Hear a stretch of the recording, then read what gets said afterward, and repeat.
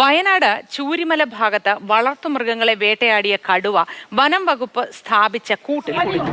മീനാച്ചി എസ്റ്റേറ്റിൽ സ്ഥാപിച്ച കൂട്ടിലാണ് കടുവ വീണത്. കടുവയെ കുപ്പാടിയിലെ സംരക്ഷണ കേന്ദ്രത്തിലേക്ക് കൊണ്ടുപോയി.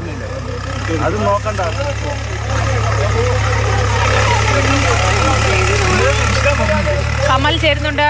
കമൽ, അങ്ങനെ ഗുഡ് മോർണിംഗ്. കടുവ വനം വകുപ്പ് സ്ഥാപിച്ച കൂട്ടിൽ കുടുങ്ങിയല്ലേ?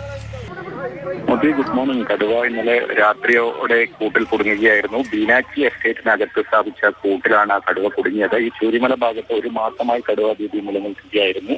അതിന് പിന്നാലെയാണ് വനംവകുപ്പ് 2 കൂടുകൾ പ്രദേശത്ത് സ്ഥാപിച്ചത്. 4 കന്നുകാലികളെയാണ് കടുവ ഒരു മാസത്തിനിടെ വേട്ടയാടിയത്. കഴിഞ്ഞ ദിവസവും ഒരു പശുക്കിടാവിനെ പിടികൂടിയിരുന്നു. അതിന് പിന്നാലെയാണ് ഈ 2ാമത്തെ കൂടും സ്ഥാപിച്ചത്. ഈ ബീനാച്ചി എസ്റ്റേറ്റ് എന്ന് പറയുന്നത് മധ്യപ്രദേശ് സർക്കാരിന്റെ ഉടമസ്ഥതയിലുള്ള കാപ്പിത്തോട്ടമാണ്. 500 ഏക്കറോളം വരുന്ന ഈ എസ്റ്റേറ്റ് ആകെ കാട് മൂടി കിടക്കുകയാണ്. അതിനകത്ത് തന്നെ വന്യമൃഗങ്ങൾ സ്ഥിരമായി താവളം ഉറപ്പിക്കുന്നു എന്ന് നാട്ടുകാർ പരാതി പറയാൻ തുടങ്ങിയിട്ട് കുറെ നാളുകളായി.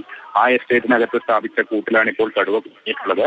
കടുവയെ എന്ത് ചെയ്യണമെന്ന കാര്യത്തിൽ വനംവകുപ്പ് അന്തിമ തീരുമാനമെടുത്തിട്ടില്ല. തൽക്കാലം വനംവകുപ്പിന്റെ നിയന്ത്രണത്തിൽ കുപ്പാടി പച്ചാടിയിലുള്ള സംരക്ഷണ കേന്ദ്രം, ഹോസ്റ്റ് സ്പേസ് എന്നറിയപ്പെടുന്ന ഈ സംരക്ഷണ കേന്ദ്രത്തിൽ നിലവിൽ 7 കടുവകളുണ്ട്.